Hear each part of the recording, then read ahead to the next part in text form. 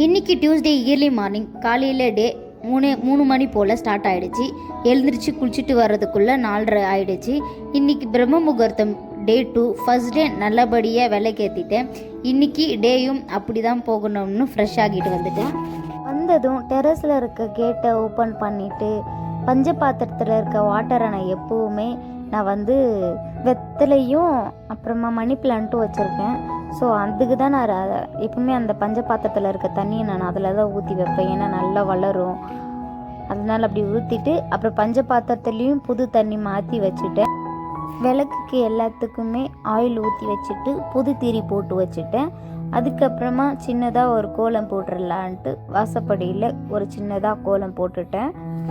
அப்புறமா சாமி ஃபோட்டோவில் இருக்க பழைய பூவெல்லாம் எடுத்துகிட்டு புது பூவை எல்லா சாமி ஃபோட்டோவுக்கும் வச்சுட்டு அதுக்கப்புறம் வாசப்படியில் இருக்க விளக்குக்கும் ஒரு பூ வச்சு விட்டுட்டேன்.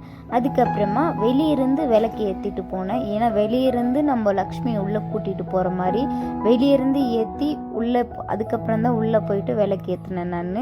அதுக்கப்புறம் ஃபஸ்ட்டு சாம்பிராணி தான் போட்டு அதுதான் முதல்ல தீபத்தை காட்டிட்டு அதுக்கப்புறமா வத்தி காமிச்சேன். வத்தி காமிச்சதுக்கப்புறமா தீப தூப ஆராதனை காட்டி பிரம்ம முகூர்த்த டே 2 ஃபினிஷ் பண்ணிட்டேன் நல்லபடியாக.